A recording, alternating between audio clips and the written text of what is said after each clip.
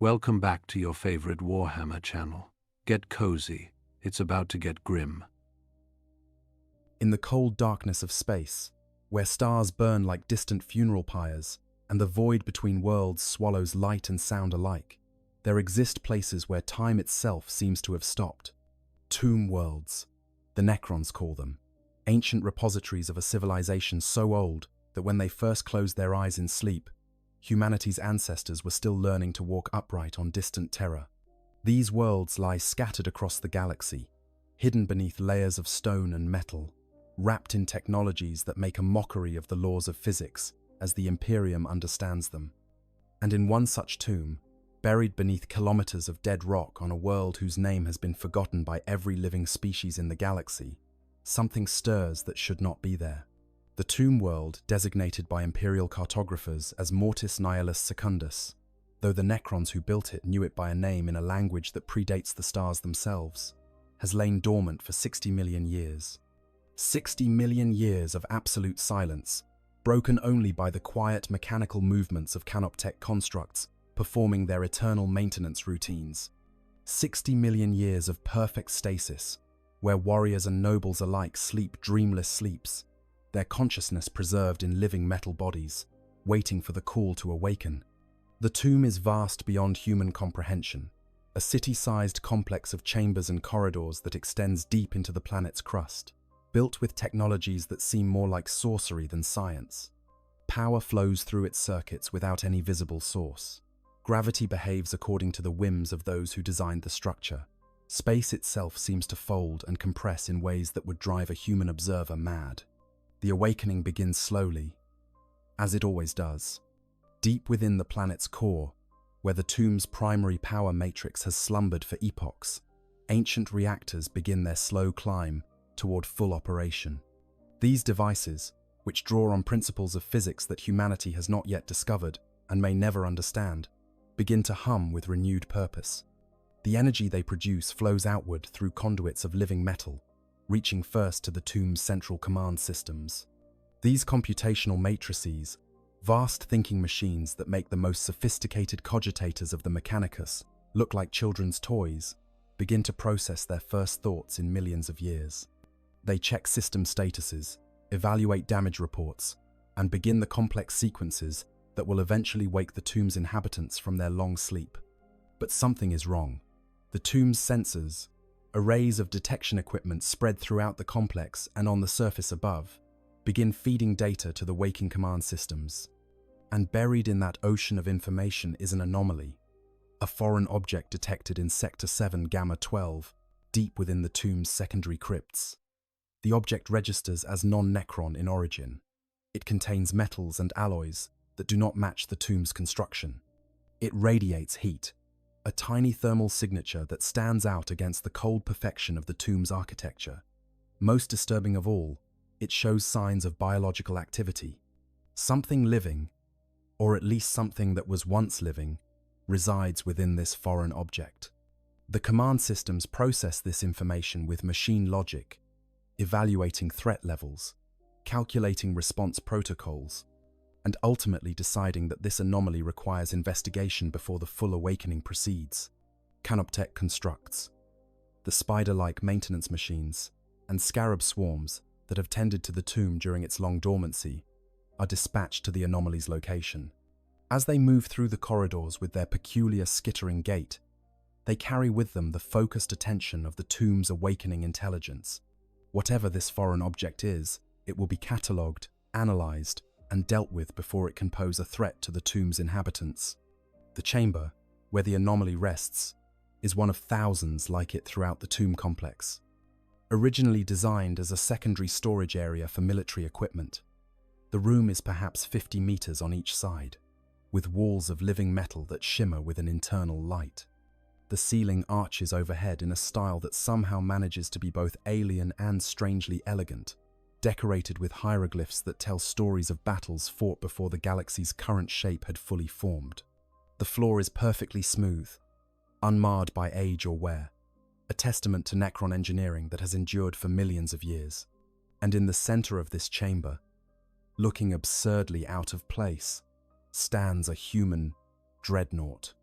The machine is massive by human standards, standing perhaps 4 meters tall, with a bulky sarcophagus at its center and weapon mounts extending from its chassis like the arms of some mechanical giant. It is painted in silver and red, colors that still retain some of their original luster despite obvious signs of damage and age. Purity seals. Those paper scrolls covered in high Gothic script that humans believe protect their war machines hang from various points on its frame, many of them torn or faded beyond readability.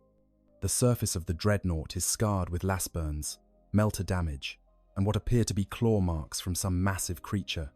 One of its weapon arms hangs at an awkward angle, suggesting damage to the shoulder mounting. The other appears intact, but powered down. And most intriguingly of all, there is no power signature. The machine is completely inactive. Its systems shut down, or perhaps simply depleted of energy.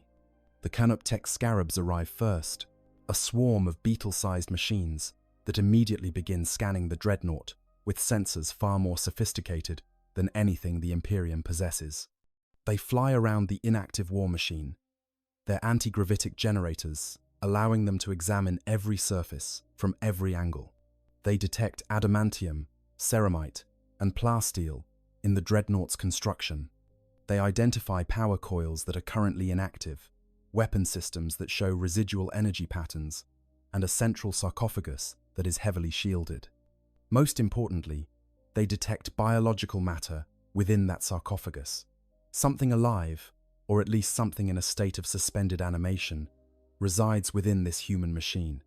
The scarabs transmit their findings back to the tomb's command systems, adding to the growing database of information about this intrusion. Behind the scarabs come larger Canoptech constructs, spider-like machines, each the size of a small vehicle, advance into the chamber with the methodical precision that characterizes all Necron creations.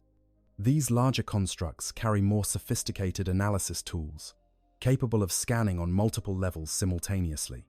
They examine the Dreadnought's structure with ground-penetrating sensors, map its internal systems with electromagnetic imaging, and attempt to interface with its machine spirit using protocols that assume a level of technological sophistication the human machine simply does not possess.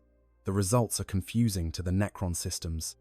The human machine is simultaneously primitive and surprisingly effective, built with technologies that are crude by Necron standards, but applied with a level of redundancy and robustness that suggests its creators understood their own limitations. The biological readings are what prompt the tomb to awaken its first cryptech. In the hierarchy of Necron society, cryptechs occupy a unique position. They are not warriors, though they are certainly deadly in combat. They are not nobles, though they often hold positions of considerable influence. They are technomancers, masters of the sciences and technologies that underpin Necron civilization. When a cryptech speaks on matters of technology, even overlords and lords listen. And when the tomb's command systems detect both biological activity and advanced technology in the same object, a cryptech's expertise becomes essential. The cryptech who awakens to investigate this anomaly emerges from stasis in one of the tomb's technical chambers, far from the discovery site.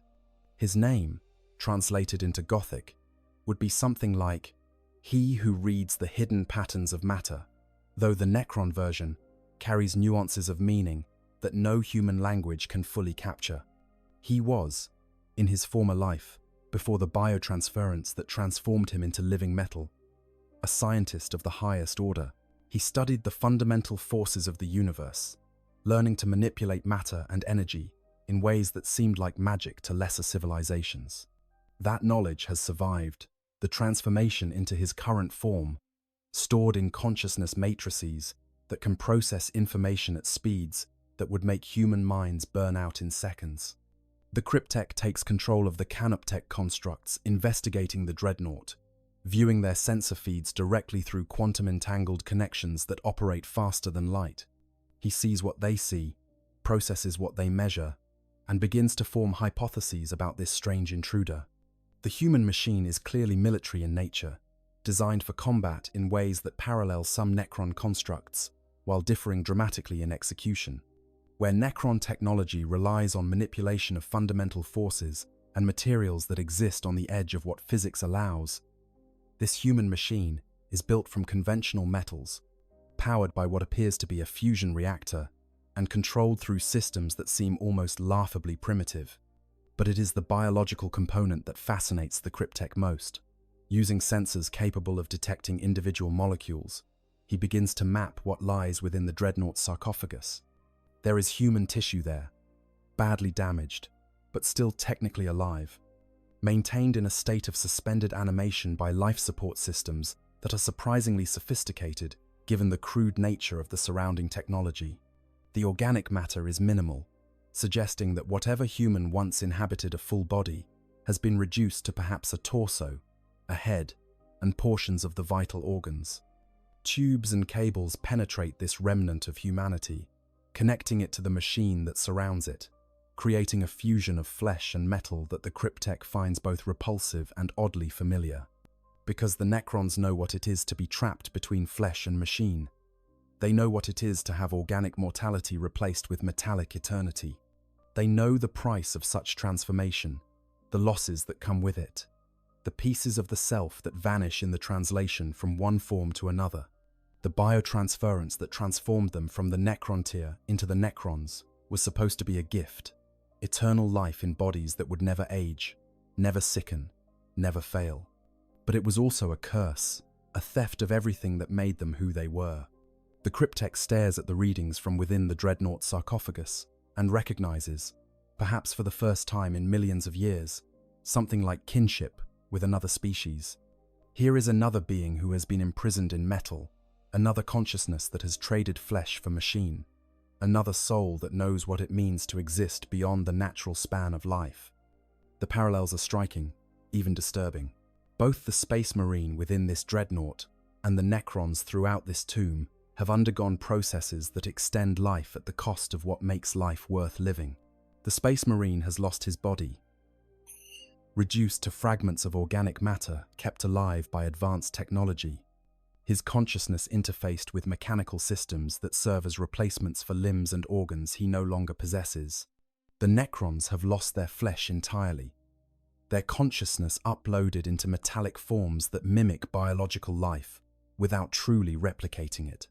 Both exist in states that could be considered neither fully alive nor completely dead, suspended in a liminal space between mortality and whatever lies beyond. But the differences are equally significant. The Space Marine chose his fate, or at least, he chose to serve the Emperor and accepted that internment in a Dreadnought might be the consequence of that service. When he fell in battle, when his body was too damaged to sustain life, the choice to place him in a Dreadnought was made by others, but it was a choice rooted in his own commitment to continued service. The Necrons, by contrast, were deceived. They believed they were ascending to a higher form of existence, freeing themselves from the limitations and suffering of flesh. They did not understand, until it was too late, that they were trading their souls for sterile immortality, that the Catan were consuming the most fundamental part of what made them who they were. The Space Marine retains his humanity, or at least, he retains access to human emotions and thoughts, even if those are increasingly difficult to experience through the interface of mechanical existence. When he wakes, he still dreams of duty and honor, still feels loyalty to his chapter and devotion to the Emperor.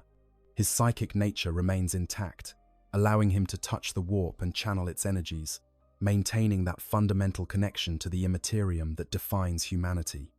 The Necrons have lost all of this. They cannot dream. Sleep for them is simply deactivation, a void of consciousness rather than the rich landscape of unconscious thought. They cannot feel emotions in the way organic beings do. What passes for feeling in their consciousness is merely sophisticated simulation, their programming approximating reactions that once came naturally, and they are utterly severed from the warp, unable to touch that dimension that lies beneath reality, making them immune to its corruption, but also cutting them off from something fundamental about sentient existence. But there is something else in these readings, something that makes the Cryptek pause in his analysis. There is an energy signature emanating from the biological matter within the sarcophagus, an energy that should not exist in normal space.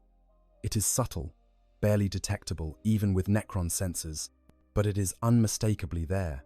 Psychic energy, warp energy, the same corrupting force that the Necrons have spent millions of years trying to protect themselves against. The human within this machine is a psyker, one of those beings who can touch the sea of souls and draw upon its power, and that realization changes everything. The warp, that roiling dimension of thought and emotion that lies parallel to real space, is anathema to the Necrons. It represents everything they lost when they underwent biotransference. When they abandoned their organic forms, they also abandoned their presence in the warp, their souls torn away by the Catan who orchestrated their transformation. Now they exist as beings without souls, without presence in that immaterial realm, and they have learned to consider this a blessing rather than a curse. The warp is dangerous, unpredictable, and inhabited by entities of pure malice. The fact that they cannot be touched by it, cannot be corrupted by it, is one of the few advantages of their current existence. But humans are different. Humans, those young upstart species who have claimed dominion over a galaxy that was ancient before their world even formed, are deeply connected to the warp. All humans have some presence in that dimension, and some, like the being within this Dreadnought, have presence enough to manipulate warp energies consciously. The Imperium of Man calls such individuals psykers, and treats them with a mixture of necessity and fear. The Necrons simply call them dangerous, and eliminate them whenever possible. A psyker, even one trapped within a machine and suspended in stasis, represents a potential gateway for warp entities to manifest in real space. It is a threat that cannot be ignored. The Cryptek sends instructions back to the tomb's command systems. Additional Canoptek constructs are dispatched to the chamber, bringing with them specialized equipment. Null field generators, devices that create zones where warp energy cannot exist, are positioned around the Dreadnought. Sensor arrays specifically calibrated to detect warp manifestations are set up. The Cryptek takes no chances. If this human psyker shows any signs of waking, if any daemon attempts to use it as a conduit, the response will be immediate and absolute. But for now, the Cryptek is content to study, to analyze, and to try to understand exactly what he has found. The design of the Dreadnought itself provides clues. This is not a standard pattern of Space Marine war machine. The Cryptek, drawing on databanks that contain information gathered over millions of years of observation and conflict, identifies specific features that mark this as something special. The silver and red coloring is significant, though the Cryptek does not immediately recognize its meaning. The symbols etched into the armor plating, while damaged and partially obscured, are not the typical Imperial aquila that adorns most human military equipment. Instead, they seem to depict a sword wreathed in flames, a symbol that the Cryptek's databases flag as associated with a specific branch of the Imperium's military forces. Additional analysis of the weapon systems provides more information. One arm mount holds what appears to be a psycannon, a weapon specifically designed to channel psychic energy into destructive force. The other mount, the one hanging at the awkward angle suggesting damage, appears to have held a close combat weapon of unusual design, possibly a Nemesis Force weapon capable of disrupting warp entities. These are not standard Space Marine armaments. They are specialized tools, designed for fighting specific enemies. And when the Cryptek cross-references this information with his databases, a pattern begins to emerge. This is a Grey Knight's Dreadnought. The Grey Knights, even the Necrons, with their vast age and accumulated knowledge, regard the Grey Knights with something approaching respect. This is not to say they fear them. Necrons fear nothing, having long ago transcended such biological imperatives. But they recognize the Grey Knights as experts in a field that the Necrons themselves have spent millions of years mastering: the elimination of warp entities. Where most Space Marine chapters are generalists, trained to fight any enemy the Imperium might face, the Grey Knights are specialists. They fight daemons and nothing else. Every battle they wage is against entities from the warp. Every enemy they face is a fragment of chaos given form in real space. They are the Emperor's daemon hunters, the secret chamber militant of the Ordo Malleus, and their very existence is known to only a handful of individuals within the wider Imperium. But the Necrons know of them. Over the 10,000 years since the Grey Knights were founded, there have been occasions when their paths have crossed with awakened Necron dynasties. Sometimes these encounters have led to conflict, as the Grey Knights responded to what they perceived as Xenos threats. Other times, there has been an unspoken understanding, a recognition that both species share a common enemy in the forces of chaos. The Necrons remember the war in heaven, that ancient conflict where the old ones created the younger races, and in doing so, inadvertently created the conditions for chaos to be born. They remember how warp entities fed on the psychic emanations of those young species, growing fat on war and death until they became the chaos gods as they exist today. The Necrons learned then, 60 million years ago, that the warp was a threat to all material existence, and they have never forgotten that lesson. And now a Grey Knight lies within their tomb, encased in a Dreadnought chassis, suspended in a state of hibernation that might have lasted decades or even centuries. The questions multiply in the cryptech's consciousness like a cascade of dominoes falling. How did this human arrive here? Why is it in this specific chamber? When did it arrive? How long has it been here? And most importantly, what should be done about it? To understand the significance of this discovery, one must first understand what the Grey Knights are and why they matter. This requires a journey into the history of humanity's Imperium, to a time shortly after the Emperor of Mankind, that ancient and powerful Psyker who united humanity under his rule, was interred in the Golden Throne on Terra. The Emperor had fought a great crusade to reclaim the galaxy for humanity, bringing world after world into compliance with his vision of a secular, rational society. But he had been betrayed by his most beloved son, the Primarch Horus, who fell to the corruption of chaos and led half of the Emperor's Space Marine legions in rebellion against his father. The story of the Grey Knights' founding is shrouded in mystery and secrecy, known only to the highest authorities within the Imperium. When the Emperor lay dying after his final confrontation with Horus aboard the traitor's flagship, he used what remained of his power to communicate with a select few individuals, Malcador, the Sigillite chief among them. These communications included specific instructions for the establishment of what would become the Chamber Militant of the Ordo Malleus, a chapter of Space Marines, unlike any that had existed before. The Emperor had seen firsthand what chaos could do, how it could corrupt even the most loyal servants, how it could turn brother against brother and father against son. He understood that the Imperium would need warriors specifically designed to combat this threat, warriors who could never be corrupted, who would stand eternal against the darkness. The selection of candidates for the first Grey Knights was extraordinarily selective. They were drawn from various sources. Some were Space Marines, from Loyalist legions, who had demonstrated exceptional resistance to chaos corruption during the heresy. Others were individuals identified by the nascent Inquisition as possessing both psychic ability and incorruptible character. Each candidate underwent testing so rigorous that the mortality rate approached 90%. Those who survived were rebuilt, given gene seed derived directly from the Emperor himself, making them genetic descendants of humanity's master in a way that even other Space Marines could not claim. Their training regimen combined the brutal physical conditioning that all Space Marines undergo with intensive psychic development.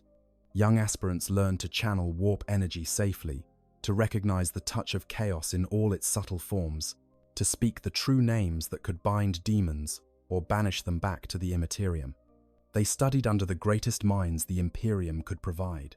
Inquisitors who had spent lifetimes hunting chaos cultists, librarians who had survived encounters with greater daemons, scholars who had dedicated their lives to understanding the enemy. The training took decades, transforming raw recruits into something that had never existed before, an entire chapter of psychic warriors dedicated solely to fighting demons. The Horus Heresy, as this civil war came to be known, was a catastrophe of unprecedented scale. Brother fought brother, entire worlds burned. The very fabric of the Imperium was nearly torn apart. And when it finally ended, with the Emperor grievously wounded and Horus slain, the Imperium that emerged from the ashes was a very different entity than the one that had entered the conflict.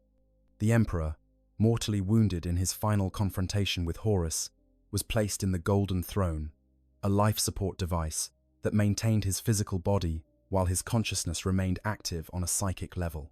He could no longer communicate directly with his servants, no longer lead humanity in person, but his will could still be felt. And in the immediate aftermath of the heresy, that will manifested in specific directives. One of these directives concerned the founding of a new Space Marine chapter. This chapter would be different from all others. Where typical Space Marines were recruited from the general human population, these new warriors would be recruited exclusively from individuals who demonstrated psychic potential. Where typical Space Marines received gene seed from one of the Primarchs, these new warriors would receive gene seed directly from the Emperor himself. And where typical Space Marines were trained to fight any enemy, these new warriors would be trained for one specific purpose: the complete and total annihilation of demonic entities.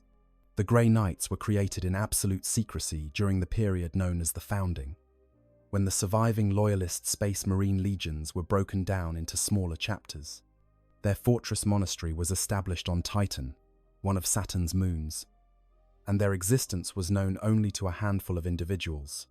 The Inquisition, specifically the Ordo Malleus, the branch dedicated to hunting daemons and protecting humanity from chaos, would serve as the Grey Knights' masters.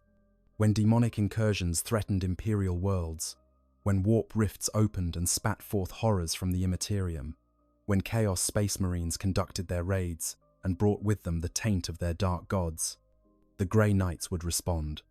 But the process of becoming a Grey Knight is far more intensive than the already brutal transformation required to become a Space Marine.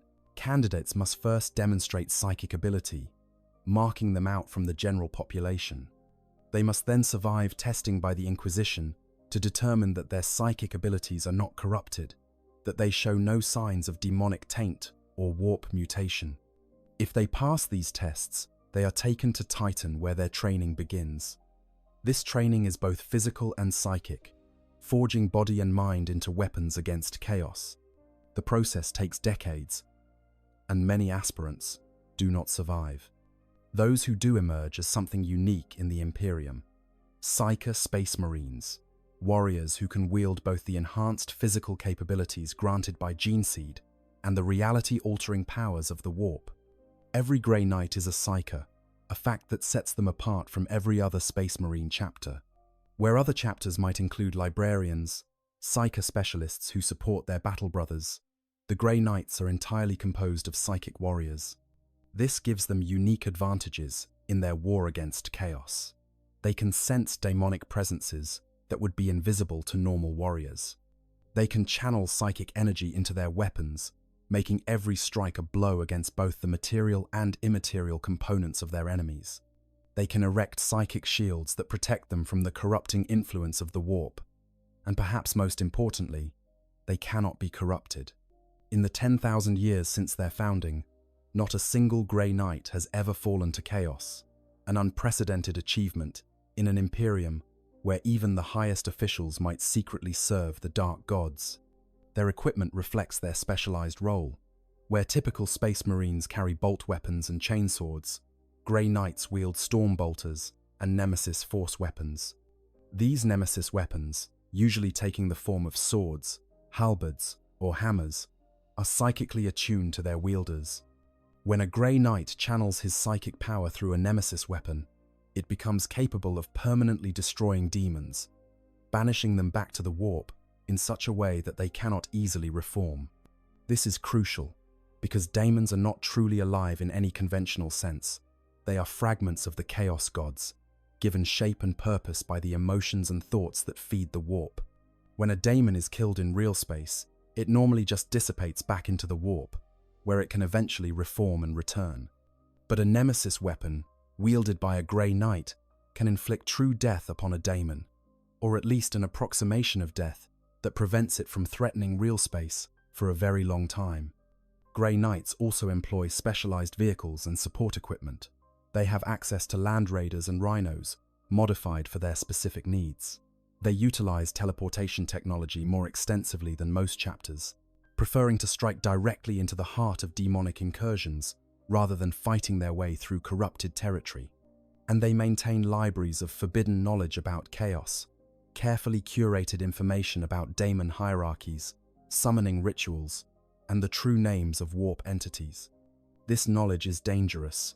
Merely knowing some of it can leave one vulnerable to corruption, but the Grey Knights study it anyway, because to fight chaos effectively, one must understand it. And then there are their Dreadnoughts.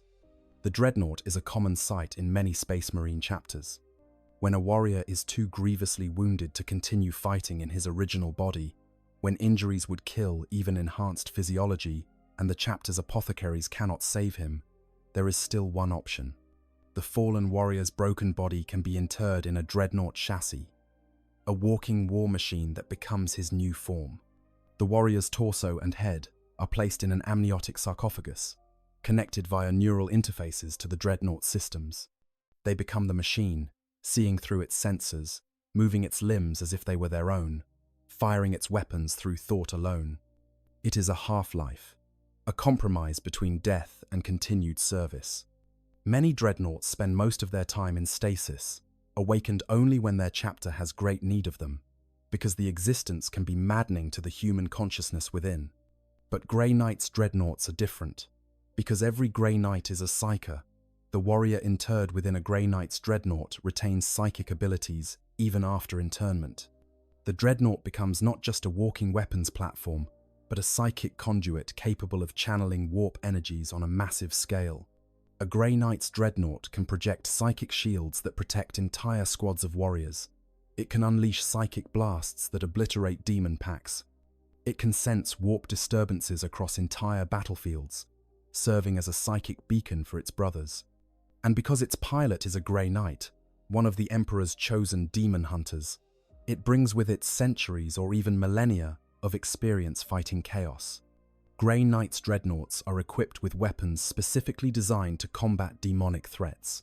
The Psy-Cannon, a weapon that fires psychically charged projectiles, is a common armament.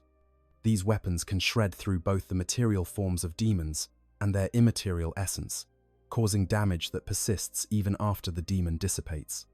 Nemesis, Doomfists, massive close combat weapons that combine the crushing power of a Dreadnought's fist with the demon-slaying properties of a Nemesis force weapon, allow these machines to engage greater daemons in melee combat and have a realistic chance of victory. And some Grey Knight's Dreadnoughts are equipped with specialized equipment unique to their chapter, such as psychic amplifiers that enhance the pilot's already formidable mental powers. The pilot within a Grey Knight's Dreadnought is typically an ancient warrior, someone who has served the chapter for centuries before his internment. He has fought in countless battles against chaos. He has faced daemon princes and greater daemons. He has walked through the twisted landscapes of daemon worlds and emerged victorious. His mind is a fortress, hardened by decades of mental discipline and psychic training. The memories stored within that mind are a precious resource for the chapter, containing tactical knowledge about demon hierarchies, weaknesses of specific warp entities, and strategies that have proven effective against forces of chaos. When a Grey Knight's Dreadnought is awakened for battle, it brings with it not just devastating firepower, but the accumulated wisdom of a lifetime spent fighting humanity's most dangerous enemies. But Dreadnoughts, even Grey Knight's Dreadnoughts, are not invulnerable. They can be damaged. They can be destroyed. And if the damage is severe enough, they can be rendered inoperative, their pilots trapped in stasis within machines that no longer function. This appears to be what has happened to the Dreadnought that now rests within the Necron tomb. The machine is clearly damaged, its weapon systems offline, its power core depleted or shut down. The pilot within has been placed in some kind of suspended animation, either by the Dreadnought's own systems preserving him after critical damage, or by some external agency that found the machine and placed it here. The Cryptech continues his analysis, trying to piece together what might have happened. The damage to the Dreadnought suggests combat against multiple enemies. There are blast marks from plasma weapons, scoring from what might be warp fire and deep gouges that could have been made by daemon claws. The machine fought hard before it fell. That much is clear. But how it came to be in this specific chamber, deep within a Necron tomb that has been sealed for 60 million years, is a mystery that defies easy explanation. Several possibilities present themselves. The first, and most obvious, is that the Dreadnought was here before the tomb was sealed, that somehow this human machine predates the Necrons' Great Sleep. But this makes no sense. Humans did not exist 60 million years ago, and even if they did, they certainly did not have Dreadnought technology. The second possibility is that the tomb's seals were breached at some point during the long sleep, that the Dreadnought entered through some crack or tunnel and made its way to this chamber before its systems finally failed. This is more plausible, but raises questions about how such a breach could occur without triggering the tomb's defensive protocols. The third possibility, and perhaps the most intriguing, is that the Dreadnought was deliberately placed here by someone or something, hidden within the tomb for reasons unknown. The Cryptech considers each possibility, weighing probabilities and examining the evidence. Scans of the chamber's walls and floor reveal no signs of a breach, no indication that anyone or anything has entered this room in millions of years, except for the Canoptech constructs that maintain the tomb. The seals on the chamber's entrance are intact, showing no signs of tampering or damage. Yet the Dreadnought is here, undeniably present in a place where it should not be. The paradox is infuriating to the Cryptech's logical mind, a problem that seems to have no solution given the available data. Could the Dreadnought have teleported into the chamber? The technology exists in both Imperial and Necron forces. The Grey Knights, as previously mentioned, are known to favor teleportation strikes, appearing directly in the midst of enemy forces to maximize surprise and minimize exposure to corruption. But teleportation requires precise coordinates, and it is difficult to imagine how a Grey Knight's force would have obtained such detailed information about a sealed Necron tomb. Furthermore, teleportation typically requires an active power source at both the origin and destination points. The tomb was dormant when the Dreadnought arrived. How could it serve as a valid teleportation target? Could warp sorcery be involved?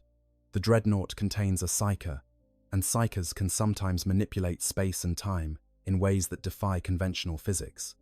Could the Grey Knight within have somehow transported himself and his machine through the warp, emerging in this chamber through sheer psychic force?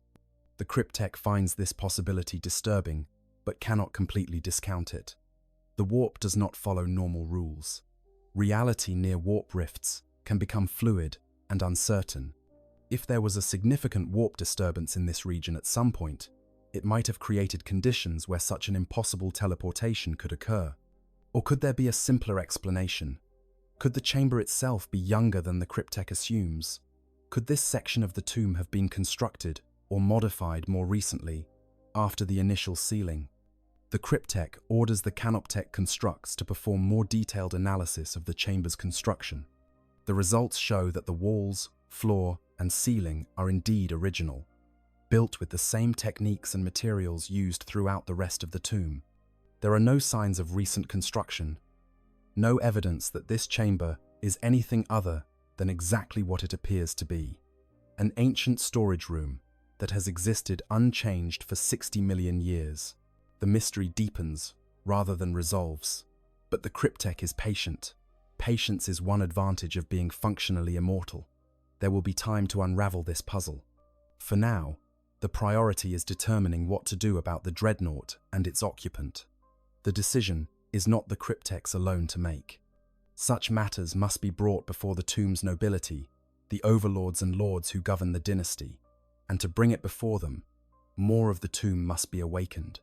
The awakening proceeds in stages, as more and more of the tomb's systems come online, and more of its inhabitants rise from their stasis crypts.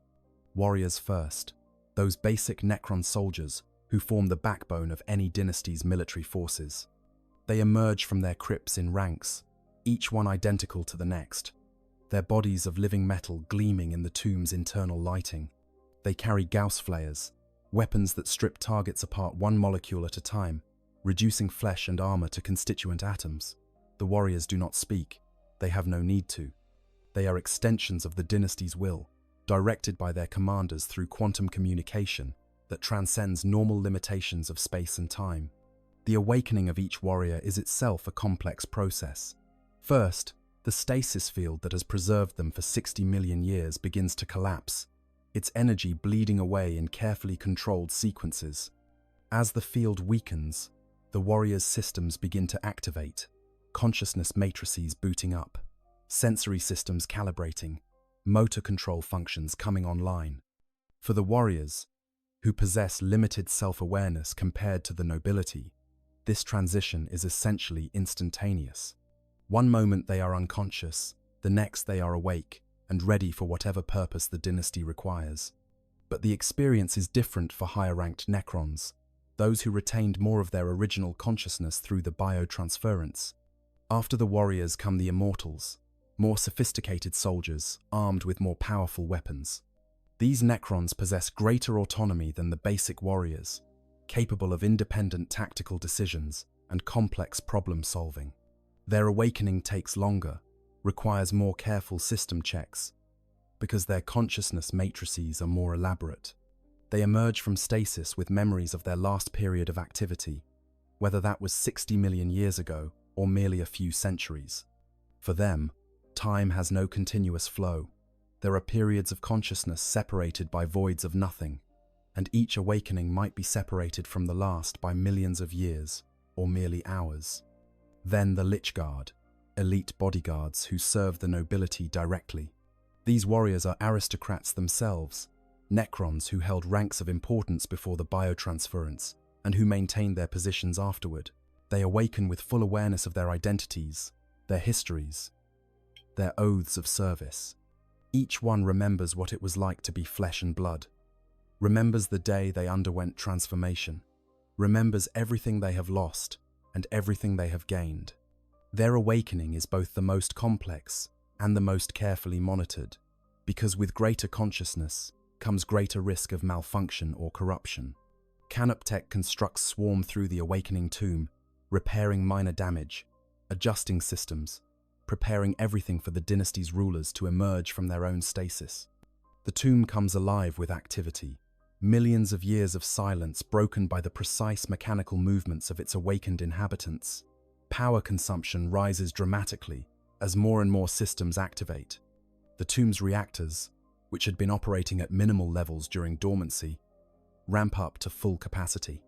Energy flows through circuits designed to last eons, lighting corridors that have been dark since before humanity's ancestors walked upright. The awakening of a tomb world is simultaneously a technical process and something approaching a religious ceremony, the resurrection of a civilization that refuses to accept its own extinction. And finally, the nobility themselves begin to wake. Lords first, lesser nobles who command sectors of the tomb and lead the dynasty's military forces. Then overlords, higher-ranking nobles who govern entire tomb complexes and make strategic decisions for their domains. And eventually, if the tomb is large enough and important enough, the Pharaoh, the supreme ruler of the dynasty, the individual whose word is law and whose decisions shape the fate of millions of Necrons under his command. This particular tomb is governed by an overlord whose name, in the Necrontia language, translates roughly to "he who stands eternal against the dark." In his former life, before the biotransference, he was a noble of high rank, a general who led armies against the Old Ones during the War in Heaven. He watched as his species made its devil's bargain with the Khatan, trading flesh for metal in pursuit of immortality. He was one of the first to undergo the transformation, eager to escape the cancer-ridden body that the Necrontier's cruel son had given him, and he was one of the first to understand what they had lost in the exchange. The Overlord remembers his final days as a flesh and blood being. He remembers the constant pain, the cellular degradation caused by excessive radiation from his homeworld star. The Necrontier had been cursed from their beginning, living on a world whose sun poisoned them, even as it gave them life. Their lifespans were tragically short, disease and cancer claiming most before they reached what other species would consider middle age. This biological curse shaped everything about Necrontier civilization. Their obsession with death and immortality, their architectural styles that emphasize tombs and monuments, their religious beliefs centered on the inevitability of suffering. When the Katan, those ancient energy-feeding entities, offered them freedom from flesh and the promise of eternal life in bodies of living metal, it seemed like salvation. The process of biotransference was supposed to be a glorious ascension. The Necrontyr would shed their weak organic forms and be reborn as immortal beings of living metal, free from disease, free from aging, free from the limitations of flesh. The reality was something very different. The consciousness transfer was imperfect, reducing even the most sophisticated minds to shadows of what they had been. Memories were lost or corrupted. Emotions were dampened or eliminated entirely. The sense of taste, of smell, of physical touch, all vanished along with the organic bodies that once housed them. And worst of all, something fundamental was taken: the connection to the warp, the soul itself, consumed by the Cetan as part of the price for this supposed gift. The Overlord was among those who recognized the trap too late. He underwent biotransference with enthusiasm, believing he was gaining immortality. When he awakened in his new body, he initially felt nothing but triumph. The pain was gone, replaced by the cool perfection of mechanical existence. He felt stronger, faster, more durable than any flesh could be. But gradually, over the years and decades that followed, he began to notice what was missing. The joy he once felt at victory in battle had become merely acknowledgement of tactical success. The grief he experienced at the loss of comrades had transformed into simple calculation of reduced combat effectiveness. Everything he had been, all the richness of emotional experience that made him who he was, had been reduced to pale imitations, hollow echoes of genuine feeling. 60 million years have passed since that transformation, and the Overlord has had extensive time to contemplate what was lost. During the long periods between awakenings, when he was conscious but isolated in stasis, unable to move or interact but still capable of thought, he reviewed his memories of flesh existence again and again. Those memories are degrading now, losing fidelity like recordings that have been copied too many times. He remembers that he once felt things strongly, but the specific quality of those feelings becomes harder to recall with each passing millennium. He remembers loving someone, perhaps multiple individuals, but their faces are blurred now, their names lost to the imperfect storage of his consciousness matrix. He remembers music, but cannot recall what it actually sounded like, only that it once moved him in ways he can no longer experience. The Overlord awakens in his personal chambers, surrounded by treasures and monuments to his former life. His consciousness returns gradually, systems coming online, one by one, until he is fully aware of his surroundings. He remembers closing his eyes to sleep 60 million years ago, preparing for the long wait until the galaxy would be ready for the Necrons' return. And now he is awake, his tomb responding to whatever trigger has initiated the awakening sequence. He reaches out through the quantum communication networks, accessing status reports from across the tomb, evaluating the condition of his forces and his domain. And he learns of the anomaly, the foreign object detected in Sector 7 Gamma 12, the human war machine containing a living occupant, the mystery of how it arrived and what should be done about it. The Overlord considers this information, his consciousness processing details far faster than any organic mind could manage. This is unprecedented. In all his long existence, he has never encountered a situation quite like this. Humans in the tomb. Yes, he has dealt with human intrusions before, whenever some unfortunate explorers or foolish archaeologists stumbled upon the tomb's surface entrance. But those were living humans, active threats that could be eliminated immediately. This is different. This is a dormant enemy, essentially helpless, posing no immediate danger. The Overlord summons the cryptech to his chambers, wanting to hear the analysis firsthand. The two Necrons meet in a space that is part throne room, part museum, decorated with artifacts from the Necrontyr's ancient civilization and trophies from the war in heaven. The cryptech presents his findings in detail, sharing sensor data, technical analyses, and his own conclusions about what the Dreadnought represents. The Overlord listens without interruption, processing every detail, weighing every implication. When the cryptech finishes his report, the Overlord speaks. His voice, transmitted through Vox speakers in his metallic throat, carries the weight of authority earned through millions of years of leadership. "This is indeed unprecedented," he says. "A human warrior of their so-called Grey Knights, trapped in a machine, sleeping in our tomb. The questions are many, but the most important is this: what do we do with it?" The cryptech has prepared several recommendations. The first option is immediate destruction. The Dreadnought could be disassembled, its occupant terminated, the entire anomaly eliminated. This is the safe choice, the one that removes any potential threat. The second option is continued study. The Dreadnought represents human technology at what appears to be a high level of sophistication. Understanding how it functions, how the biological and mechanical components interface, could provide valuable intelligence about human capabilities. The third option is to wake the human and interrogate him. This is the riskiest choice, but potentially the most informative. A Grey Knight would have knowledge about Imperial military operations, daemon hunting strategies, and possibly information about how he came to be in the tomb. The Overlord considers each option carefully. The first choice, destruction, is appealing in its simplicity, but it would also mean losing the opportunity to understand this mystery. The second choice, continued study, is reasonable but passive. And the third choice, awakening the human, is dangerous but intriguing. A Grey Knight, even one trapped in a damaged Dreadnought, is not a threat to be taken lightly. Grey Knights are trained specifically to fight supernatural threats, and while they typically focus on daemons, their combat capabilities extend to any opponent. If awakened, the human might attack immediately, forcing a defensive response that could damage the tomb. Or worse, his psychic abilities might allow him to call for help, potentially summoning more Grey Knights to this location. But there is another consideration, one that the Overlord finds himself reluctant to dismiss. The Grey Knights fight chaos. They dedicate their existence to battling daemons and preventing warp incursions. And the Necrons hate chaos with an intensity that borders on obsession. The War in Heaven, that ancient conflict that shaped the galaxy, was in part a war against the forces that would eventually become chaos.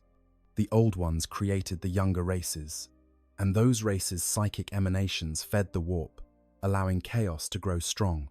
The Necrons fought not just the Old Ones and their client species, but also the entities that emerged from the warp to feast on the suffering of galactic war. And when the Necrons finally won, defeating the Old Ones and shattering their empire, one of their first acts was to seal away warp entities wherever possible, creating null zones and anti-psychic fields to protect real space from immaterial threats. In the millions of years since then, the Necrons have maintained their hatred of chaos. Every awakened dynasty sees daemon incursions as existential threats. Every Overlord understands that while Xenos species, like humans or orcs, can be negotiated with or simply eliminated, daemons represent a different category of danger entirely. Daemons are a cancer on reality itself, a fundamental threat to the material universe that the Necrons inhabit. And the Grey Knights, as the Imperium's primary daemon hunting force, are fighting that same enemy. This creates a strange sort of respect between the two species. The Necrons do not like humans. They view them as upstart children playing with forces they do not understand, squatting in a galaxy that rightfully belongs to the Necrons. But they acknowledge that humans, particularly the Grey Knights, are useful idiots in the fight against chaos. When a Grey Knight strike force arrives to deal with a demon incursion, they are, from a Necron perspective, doing necessary work. They are eliminating warp entities that would otherwise threaten real space. The fact that they do so in service to their corpse god Emperor is irrelevant. The end result is the same. The Overlord articulates this consideration to the cryptech. This human, if he is truly a Grey Knight, is a daemon hunter. His entire existence is dedicated to eliminating warp entities. In this, his goals align with ours, however temporarily. Destroying him would be eliminating a warrior who fights our common enemy. Awakening him might provide an opportunity to understand more about how the Imperium combats chaos, knowledge that could benefit our own efforts. The cryptech acknowledges the logic but raises a counterpoint. He is also a psyker, my lord. His very presence risks attracting warp entities to our tomb. The psychic energy emanating from him is currently minimal, suppressed by whatever stasis his machine has placed him in. But if we wake him, that energy signature will grow. Daemons across this sector might sense it. We could be inviting exactly the kind of threat we wish to avoid. Your concern is noted, the Overlord replies. But consider this. Our tomb's null field generators are active. We have technologies specifically designed to repel warp incursions. If daemons do attempt to manifest in response to the human psychic presence, we will be prepared to eliminate them. And having a Grey Knight present, even a trapped one, might provide valuable data on how such entities behave when confronted with combined Necron and Imperial anti-daemon capabilities. The debate continues, with other nobles joining through the tomb's communication network. Some argue for immediate destruction, unwilling to risk any potential threat. Others advocate for continued passive study, learning what they can without waking the human. A few, influenced by the Overlord's reasoning, suggest that awakening the Grey Knight might provide opportunities that outweigh the risks. The discussion is civil but intense, as is typical when Necron nobility debate courses of action. They are not prone to emotional arguments. Everything is evaluated on logical merit, on cost-benefit analysis, on tactical and strategic considerations. Eventually, the Overlord makes his decision. We will wake the human, he declares, but we will do so under controlled conditions. The Dreadnought will remain in Sector 7 Gamma 12, surrounded by null field generators and under constant surveillance. Canoptech constructs will be positioned to disable the machine immediately if it shows signs of hostility. Lickguard units will be stationed outside the chamber, prepared to respond if needed. And I will communicate with the human directly, through Vox systems that our cryptechs will interface with his machine's communication equipment.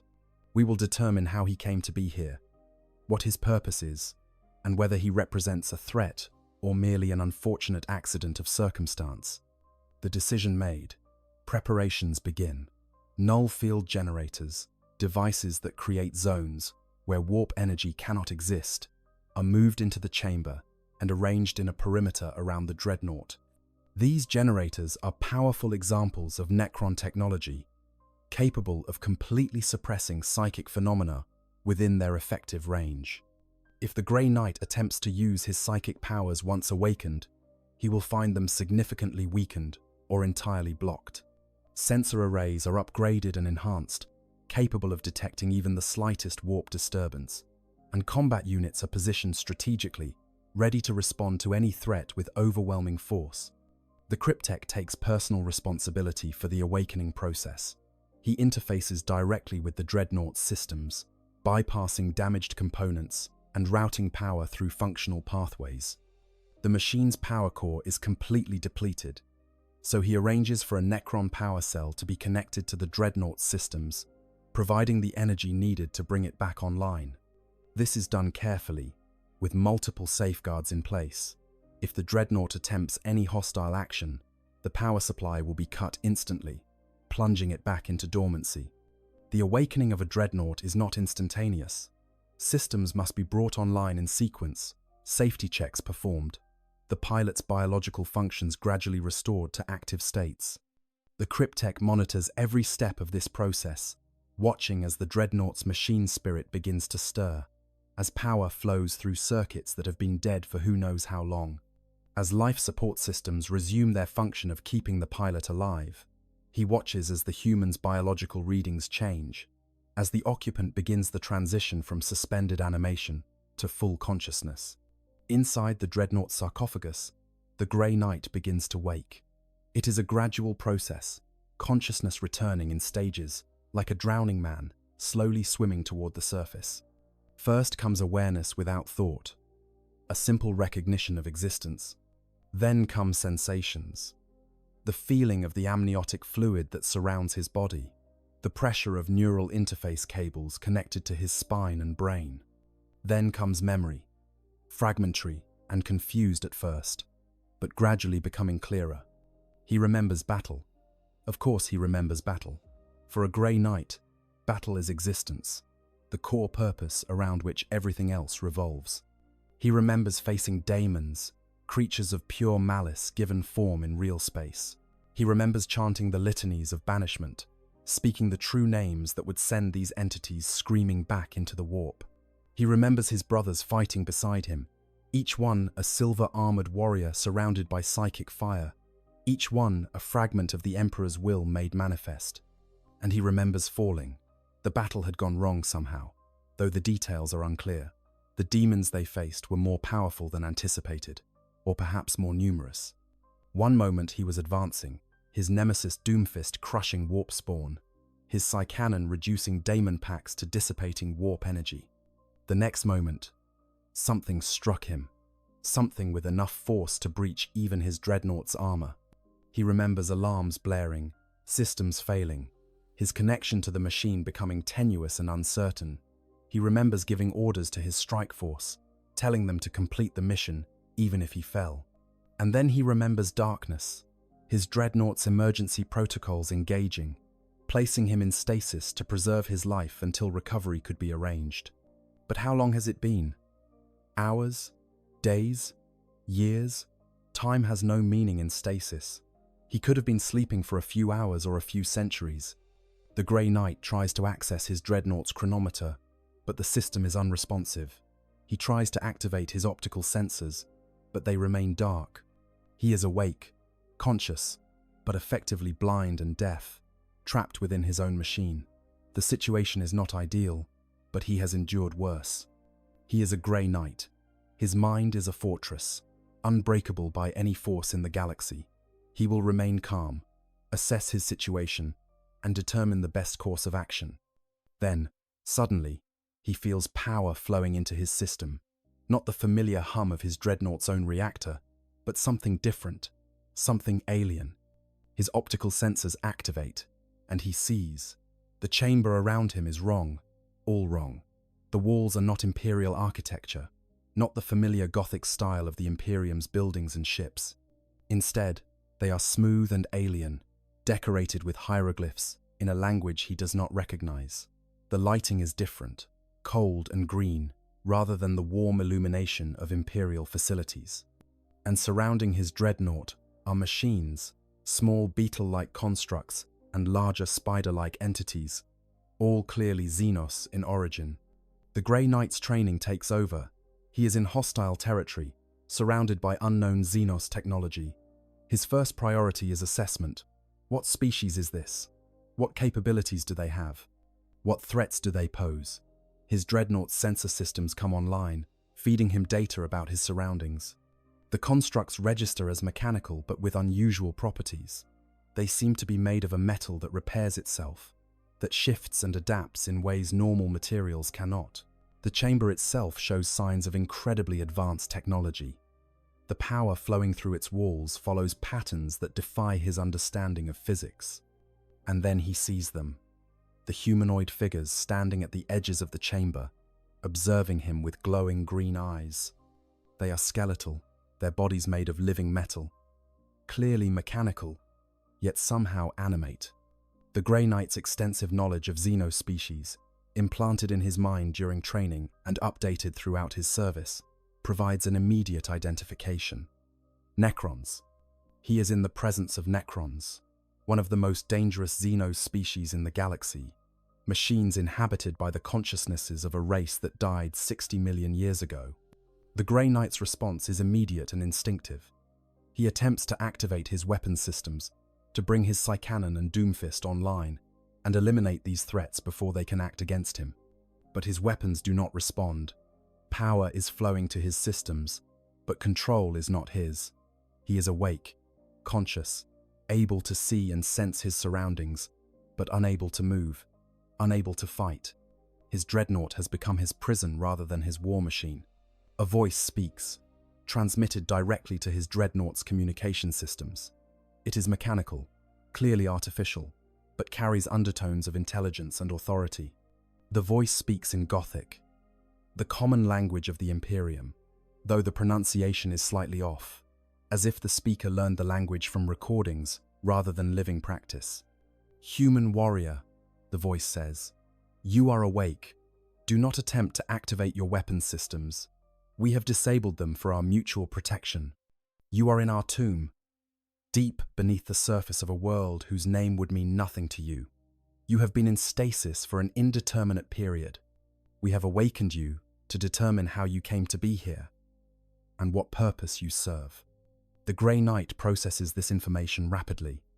Necrons rarely communicate with other species. They typically see all organic life as beneath their notice, as vermin to be exterminated or ignored. The fact that these Necrons are speaking to him rather than simply destroying him is significant. It suggests they want something, or that his presence here has created a situation complex enough to warrant investigation rather than immediate violence. He responds through his Dreadnought's Vox speakers, his voice emerging as the mechanical rasp that all Dreadnoughts possess. "I am a warrior of the Grey Knights, the Emperor's chosen demon hunters. I do not know how I came to be in your tomb. The last memory I possess is of battle against Chaos forces. My Dreadnought's emergency protocols engaged after I sustained critical damage. I assumed I would be recovered by my brothers. Instead, I find myself here, in your presence.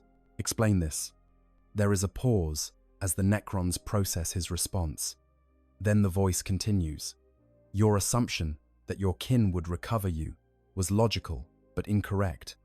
You are deep within our tomb, in a chamber that has been sealed for 60 million of your years. Your presence here is an anomaly that we cannot explain through normal means. There is no breach in our tomb seals, no indication of how you entered, yet here you are, undeniably present." The Grey Knight considers this. 60 million years? That cannot be right. The Emperor founded the Imperium only 10,000 years ago. Humanity has existed as a spacefaring species for perhaps 20,000 years at most. If this tomb has been sealed for 60 million years, then he should not be able to be inside it. The logic is inescapable. Something is wrong with the Necron's timeline, or something extraordinary has happened to bring him here. "You claim your tomb has been sealed for 60 million years, the Grey Knight says. "That is impossible. I could not have been in stasis for that long.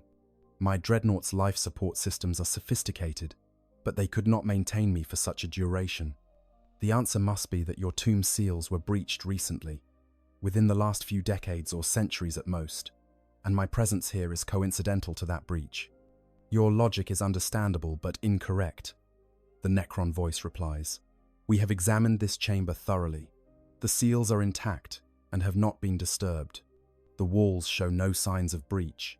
The entire structure matches the rest of our tomb in age and construction. You should not be here, yet you are. This is the paradox we seek to understand." The conversation continues, each side carefully probing the other's knowledge and motivations. The Grey Knight learns that he is speaking with an overlord, a high-ranking Necron noble, who has taken personal interest in this mystery. The overlord learns that the Grey Knight does not know how he arrived in the tomb, that his last memories are of a battle against daemons at a location he refers to as the Hadros Rift. Cross-referencing this location with their astronomical databases, the Necrons determine that the Hadros Rift is a known warp storm approximately 6,000 light-years from their current position. A significant distance, but not impossibly far. As the interrogation proceeds, the cryptech continues his analysis of the Dreadnought and its occupant. He has gained access to the machine's internal logs, data recordings that document its operational history. These logs are damaged and incomplete, but they provide fragments of information. The Dreadnought was manufactured approximately 400 years ago by Imperial standards. Its pilot has been interred for most of that time, awakened periodically for specific missions. The most recent awakening was for the battle at the Hadros Rift, where the Grey Knights confronted a major demonic incursion. The battle logs are corrupted, but they show intensive combat against entities identified as bloodthirsters, greater daemons of the Chaos god Khorne.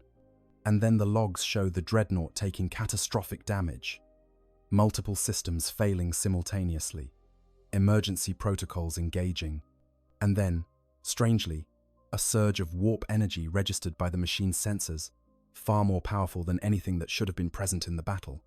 The final entries in the log are corrupted beyond recovery, but they coincide with the emergency stasis activation. After that, nothing. No record of time passing, no indication of how the Dreadnought moved from the Hadros Rift to this tomb. The cryptech presents this information to the Overlord, adding his own hypothesis. The surge of warp energy detected in the final moments before stasis suggests a warp phenomenon of unusual power. It is possible, though highly unlikely, that this energy created a temporary rift in space-time. If the Dreadnought was caught in such a rift, it might have been transported across vast distances, perhaps even through time itself. Warp phenomena are known to behave unpredictably. Space and time lose meaning near warp rifts. What seems impossible in normal space becomes merely improbable in the presence of sufficient warp energy. The Overlord considers this hypothesis. It is fantastical, requiring acceptance of circumstances that seem to defy rational explanation, but it is also consistent with what they know about the warp and its properties. The warp does not follow normal physical laws. Causality can break down near warp rifts. Objects can be displaced in space and time. If the battle at the Hadros Rift involved greater daemons and resulted in a massive warp surge, it is conceivable that the dying Dreadnought was caught in some kind of warp vortex and transported here, to this tomb, perhaps even into the past before the tomb was sealed. But this raises another question. Why here specifically? Why this chamber in this tomb? The galaxy is vast, containing billions of worlds and countless locations where a warp-displaced object might emerge.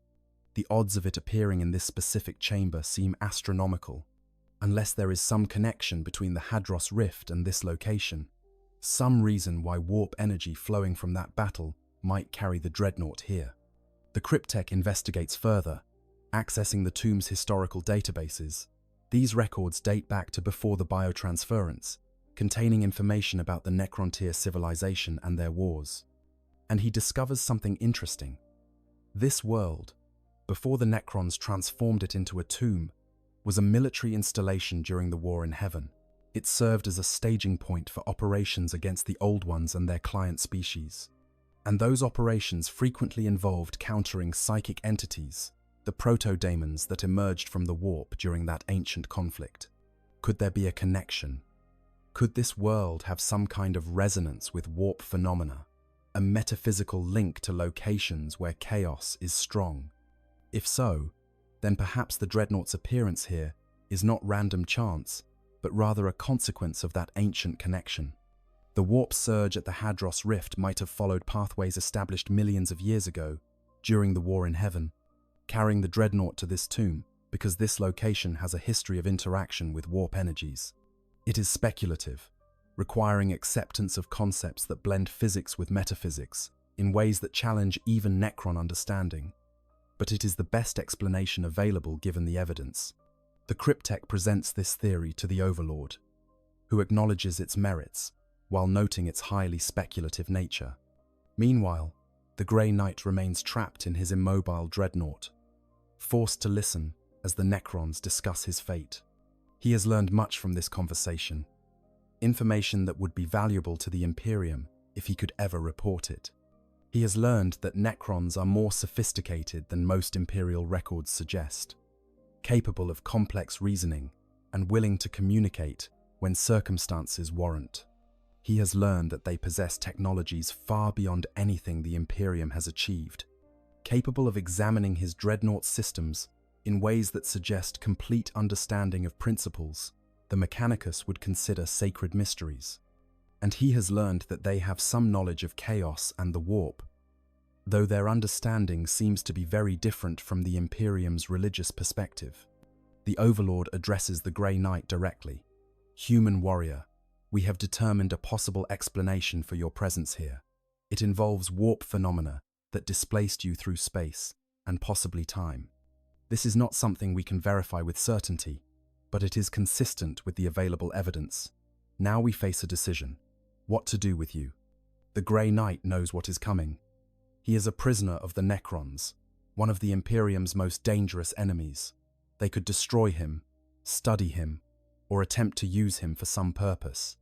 He prepares himself for any possibility, his mind focused and clear, despite the helplessness of his situation.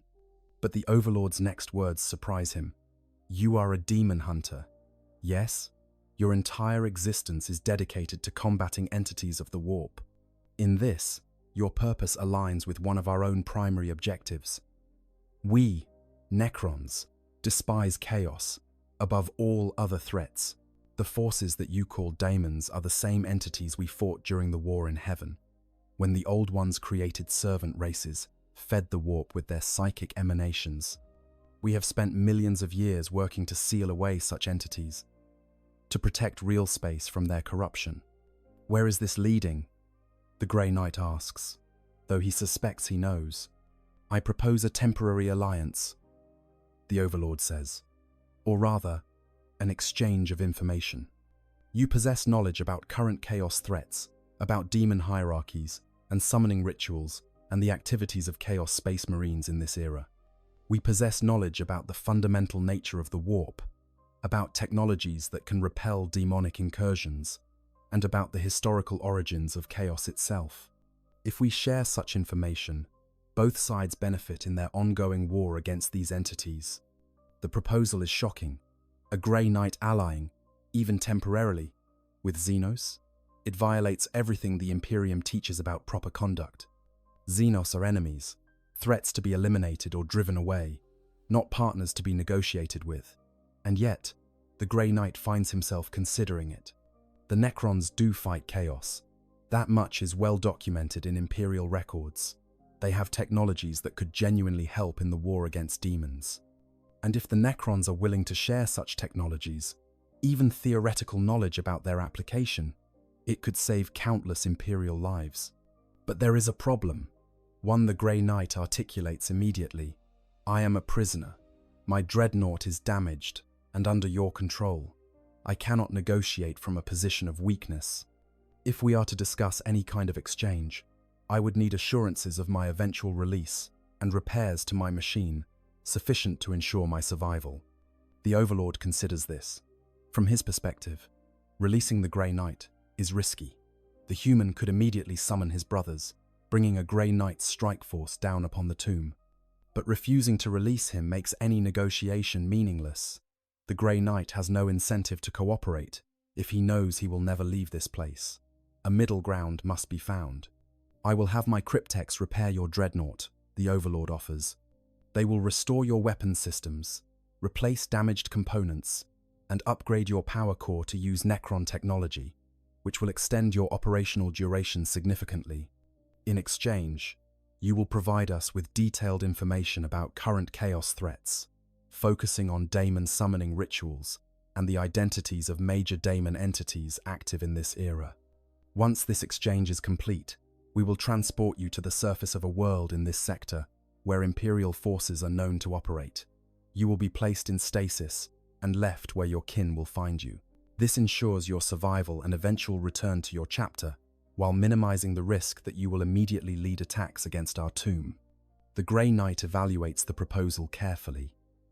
It is better than he could have hoped for under the circumstances. The Necrons are offering not just his survival, but improvements to his Dreadnought and safe delivery to where he can be recovered. The price is information about chaos, information that the Grey Knight has spent his entire existence gathering. Sharing such knowledge with Xenos feels wrong, a violation of his oaths. But the alternative is to refuse, which likely means his destruction or indefinite imprisonment. And the knowledge he would be sharing is about chaos, not about the Imperium. He would not be betraying humanity, merely sharing information about a mutual enemy with a species that also fights that enemy. I agree to your terms, the Grey Knight says finally, but I want additional assurances. Your cryptex will work on my Dreadnought in my presence, where I can observe their actions. I will not be placed in stasis until I am satisfied that all repairs are complete and that no malicious modifications have been made to my systems. And when you transport me to where Imperial forces can find me, it will be to a location of my choosing from among the options available in this sector. Ingotted. Acceptable, the Overlord replies. We will begin repairs immediately. My cryptechs will document their work so that you can verify each step. This will take time. Your machine has sustained significant damage, but we are patient, and we have resources sufficient to restore your Dreadnought to full functionality. The repairs begin, and they are a revelation to the Grey Knight. The Necron cryptechs work with a precision and efficiency that puts even the most skilled tech marines to shame. They analyze each damaged component, understand its function immediately, and either repair it or fabricate a replacement from raw materials, using technologies that seem like sorcery. Molecular assemblers create parts atom by atom, building components to exact specifications without need for traditional manufacturing. Systems that would take Mechanicus adepts weeks or months to repair are fixed in hours. The process fascinates the Grey Knight despite himself. He watches as a cryptech examines his damaged power fist mounting, a component that houses intricate servo motors and plasma conduits necessary for the weapon's operation. The cryptech does not consult any manual or reference data slate. Instead, he simply looks at the damaged component for perhaps 10 seconds, his consciousness accessing databases and running calculations at speeds no organic mind could match. Then he gestures, and a cloud of scarabs descends upon the damaged mounting. The Grey Knight watches in amazement as these beetle-sized constructs begin disassembling the mounting at the molecular level, sorting materials, identifying which parts can be salvaged and which must be replaced. The process takes less than an hour, and when the scarabs disperse, the mounting is not just repaired but improved, its components realigned for optimal efficiency and its materials reinforced against future damage. The neural interface repairs are particularly impressive. These connections, which link the Grey Knight's organic nervous system to the Dreadnought's mechanical systems, are among the most delicate components of any Dreadnought. They must conduct signals with absolute precision while remaining isolated from external interference, translating electrochemical impulses from organic neurons into digital commands for mechanical actuators. Imperial tech marines treat neural interface maintenance as sacred work, applying oils and unguents while chanting prayers to the machine spirit, understanding that even slight misalignment can cause catastrophic failures or drive the Dreadnought's pilot mad. The Necron cryptechs approach the same task with pure technical methodology. They map the neural pathways down to individual synaptic connections, identify damaged conductors with atomic-level precision, and repair each connection using materials that integrate seamlessly with both the organic and mechanical components. They explain to the Grey Knight what they are doing as they work, describing how they are using molecular-scale manipulators to rebuild myelin sheaths around damaged nerves, how they are replacing corroded contact points with atomically perfect conductors, how they are recalibrating signal amplifiers to account for changes in the pilot's neurological patterns over time. The Grey Knight realizes that these Xenos understand his Dreadnought systems better after hours of examination than most tech marines would after years of service. Throughout the repair process, conversations continue. The Grey Knight provides information about demon hierarchies, explaining the difference between lesser demons and greater demons, describing the specific characteristics of entities aligned with Khorne, Nurgle, Tsiench, and Slaanesh. He shares knowledge about summoning rituals and how to disrupt them, about true names that can be used to bind or banish specific daemons, about the tactics that Chaos Space Marines typically employ.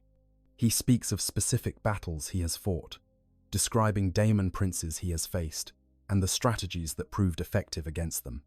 He explains how Grey Knights coordinate their assaults, using psychic communion to maintain perfect, tactical synchronization, how they identify and eliminate the anchors that allow demons to maintain their presence in real space, how they purify locations that have been corrupted by warp energies. All of this information is recorded by the Necrons, added to their databases, cross-referenced with their own knowledge from the war in heaven. The cryptechs are particularly interested in information about demon summoning rituals, as these represent vulnerabilities in the fabric of reality itself, points where the material universe intersects with the immaterium in ways that can be exploited or defended against.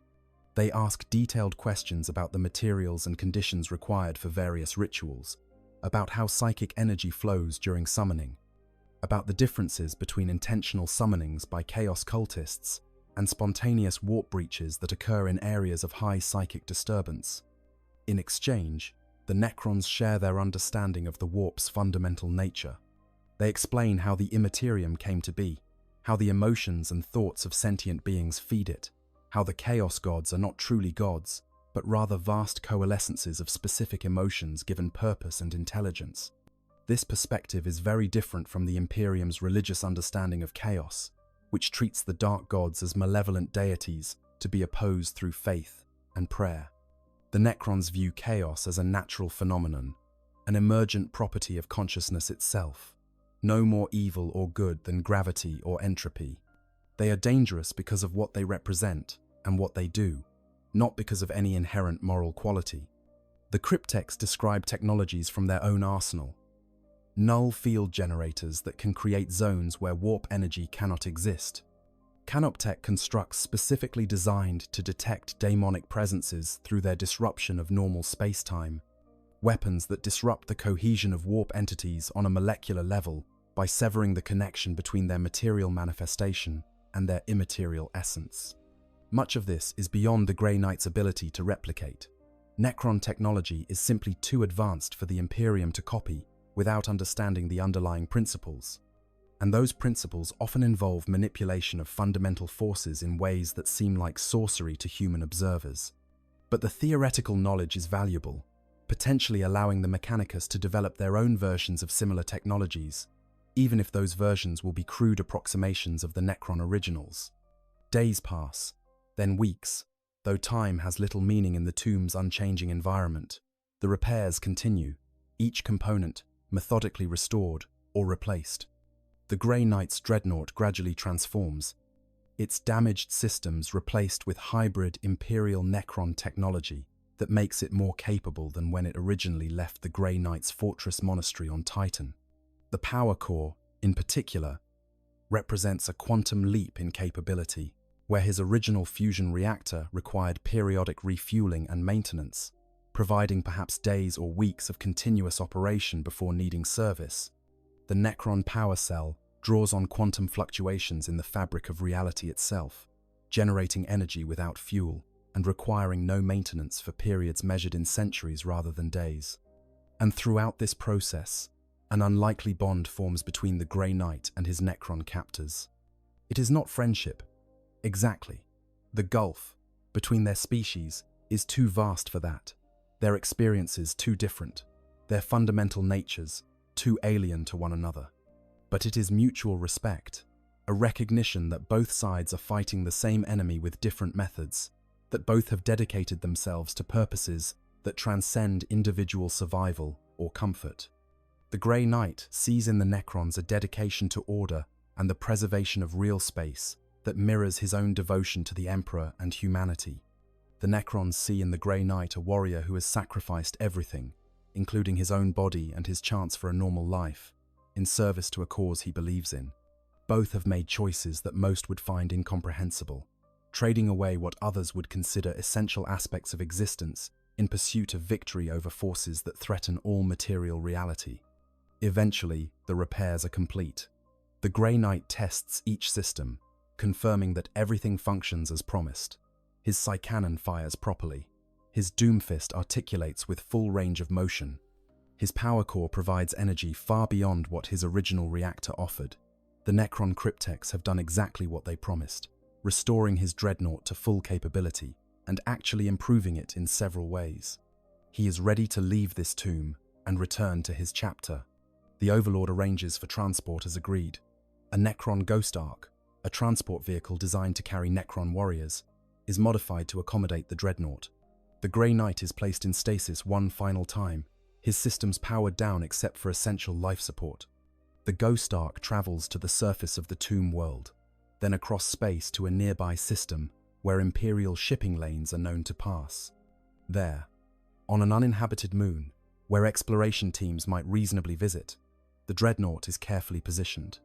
The Ghost Ark departs, leaving no trace of its presence except for the war machine standing silent sentinel on the moon's surface.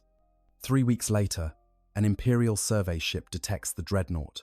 The discovery is reported immediately to the nearest imperial authority, which happens to be an inquisitor of the Ordo Malleus.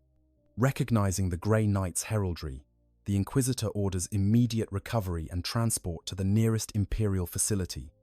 From there, the Dreadnought is eventually returned to Titan, where Techmarines and apothecaries examine it thoroughly, ensuring no taint or corruption has taken hold. The Grey Knight awakens in familiar surroundings, the halls of his chapter's fortress monastery. He is debriefed by his superiors, reporting everything that occurred: the battle at the Hadros Rift, the warp displacement, his time in the Necron tomb, and the knowledge he gained. His report is classified at the highest level, known only to a handful of individuals within the Grey Knights and the Inquisition. The information about Necron capabilities and their willingness to communicate is valuable intelligence. The theoretical knowledge about warp phenomena that the Necrons shared is passed to the chapter's librarius, where it is studied carefully and incorporated into their understanding of how to fight demons more effectively. And somewhere, on a tomb world whose location remains unknown to the Imperium, a Necron overlord reviews the information gained from his encounter with the Grey Knight. He considers the current state of the galaxy, the threats posed by chaos, the activities of the younger races. The war in heaven was 60 million years ago, but some wars never truly end.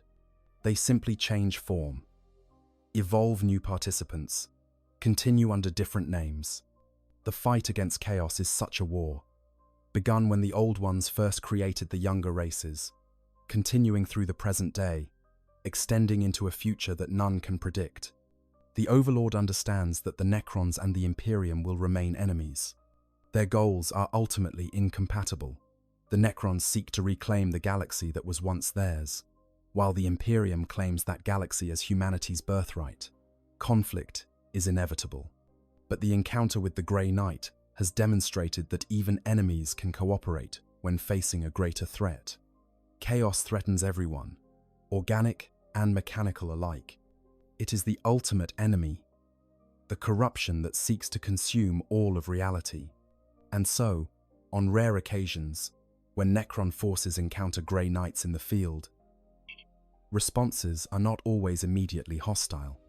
Sometimes there is a moment of recognition, an acknowledgement that both sides serve a greater purpose than their immediate conflict. Sometimes, when a demon incursion threatens both Necron and Imperial forces, temporary truces emerge. Unspoken agreements that the immediate threat takes precedence over ancient enmities. These moments are rare, never acknowledged officially by either side, but they exist nonetheless. The Grey Knight, who spent time in the Necron tomb, continues his service to the Emperor and the Imperium. He fights in countless more battles against chaos, wielding his enhanced Dreadnought with devastating effectiveness. The improvements made by Necron Cryptek serve him well, allowing him to operate longer and fight harder than any standard Dreadnought could manage. When asked about the source of these improvements, he cites recovered ancient technology, a half-truth that satisfies most questioners without revealing the full story. But sometimes, in the quiet moments between battles, when he is placed in stasis to preserve his sanity, he remembers his time in the tomb.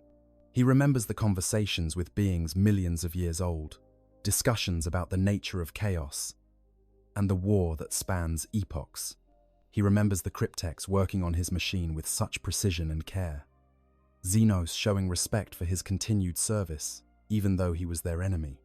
And he wonders if perhaps, buried beneath millions of years of conflict and accumulated hatred between species, there might be some possibility of understanding, some recognition that all sentient beings in the galaxy face common threats that transcend their individual differences. It is not a thought he shares with his brothers. The Grey Knights are zealots in the best sense, entirely dedicated to their mission of daemon hunting, uncompromising in their service to the Emperor. Suggesting cooperation with Xenos, even against chaos, would be seen as borderline heretical, so he keeps these thoughts to himself, locked away in the consciousness that resides in his machine tomb, adding them to the accumulating weight of centuries of memory that makes each awakening both a blessing and a burden. The tomb world continues its slow awakening. more of its inhabitants rising from stasis as the decades pass. The Overlord who negotiated with the Grey Knight eventually returns to stasis himself, his immediate purpose fulfilled. But the information gained from that encounter remains in the tomb's databases, accessible to future generations of Necrons, who may one day need to understand the Imperium's daemon hunters and how to interact with them. And somewhere in the warp, demons rage at this cooperation, this momentary alliance between species that should be enemies. Because every time Necrons and Grey Knights share knowledge, every time they cooperate even briefly, the forces of chaos lose ground. The younger races and the ancient machines, working together even temporarily, represent a threat that chaos fears more than either species realizes. The galaxy turns, wars continue, civilizations rise and fall. In the grim darkness of the far future, there is only war, or so the saying goes. But perhaps, in the rarest of circumstances, there can also be understanding, brief moments of cooperation between enemies who recognize that some threats transcend all others. The encounter between Necrons and a Grey Knight in that ancient tomb was one such moment, a footnote in galactic history that most will never know about, but whose effects ripple outward in ways subtle and profound. Because knowledge, once shared, cannot be unshared. Understanding, once achieved, cannot be forgotten. And recognition that enemies can sometimes serve common purposes creates possibilities that rigid ideologies would deny exist. The Necrons learned that some humans, particularly the Grey Knights, share their hatred of chaos and fight with dedication worthy of respect. The Grey Knights learned that some Xenos, particularly the Necrons, possess knowledge and capabilities that could genuinely help in humanity's endless war for survival. Neither side will openly acknowledge this learning. Neither side will fundamentally change their stance toward the other. The Imperium will continue to view Necrons as dangerous Xenos to be opposed. The Necrons will continue to view humanity as upstart children, squatting in a galaxy that should belong to its original inhabitants. But beneath these official positions, in the quiet calculations of strategic planning and tactical assessment, both sides now possess deeper understanding of the other. And in a galaxy where ignorance kills as surely as any weapon, such understanding is valuable beyond measure. The story of the Grey Knight's Dreadnought found sleeping in a Necron tomb is a story about possibility. It demonstrates that even in a universe defined by endless warfare, even among species that should be implacable enemies, circumstances can create opportunities for communication, cooperation, and mutual benefit. It shows that the war against chaos is so fundamental, so existential in its implications, that it can temporarily override other conflicts. And it suggests that the galaxy is more complex than simplistic narratives of good versus evil, humanity versus Xenos. Reality is nuanced, filled with gradations and contradictions that challenge easy categorization. For those of us who study the grim darkness of the far future, who try to understand the forces that shape galactic history, this encounter provides valuable insights. It reminds us that individuals, even individuals bound by rigid ideology and trained for specific purposes, can sometimes transcend their programming when confronted with situations that don't fit expected patterns. The Necron Overlord who chose conversation over destruction, the Grey Knight who accepted temporary alliance with Xenos, both demonstrated that consciousness, whether organic or mechanical, possesses the capacity for adaptation and growth. They showed that sapience, the ability to think and reason and make choices, is not limited by species or form, but rather transcends such boundaries when circumstances demand it. And it reminds us that in a galaxy where war is eternal and enemies are everywhere, wisdom lies not in rigid adherence to doctrine, but in recognizing when exceptional circumstances demand exceptional responses. The Necrons gained valuable intelligence about current chaos threats, information that will help them better defend their tomb worlds against demonic incursions. The Grey Knights gained theoretical knowledge about warp phenomena that will help them fight demons more effectively. Understanding gained from beings who fought against proto-chaos 60 million years before humanity existed. Both sides benefited from cooperation, even though their cooperation was brief and conducted in absolute secrecy, known only to the participants and those few individuals to whom the information was reported. This is perhaps the ultimate irony, that the greatest victories against chaos might come not from grand crusades or massive battles, but from quiet moments of shared understanding between enemies who recognize their common foe. The tomb world continues its awakening, the Grey Knight continues his service, and the galaxy continues its endless cycle of war and death. But somewhere in the databases of both species, records exist of this encounter, waiting to inform future decisions, waiting to remind future warriors that the galaxy is stranger and more complex than any doctrine can fully capture. And perhaps, just perhaps, those records will prevent unnecessary conflicts, enable future cooperation, and contribute in some small way to the survival of consciousness against the forces that seek to destroy it. If you found this exploration of what happens when Necrons find a Grey Knight's Dreadnought asleep in their tomb interesting, please like this video and subscribe to the channel. There are many more stories from the grim darkness of the far future to explore, many more encounters between species and factions that reveal the complexity beneath the surface of eternal warfare. The galaxy is vast, its history deep, and every tomb world that awakens, every space marine that falls and rises again, every moment of impossible circumstance contributes to the grand narrative of survival in an uncaring universe. Thank you for watching, and may the Emperor protect you in your journeys through the lore of Warhammer 40,000.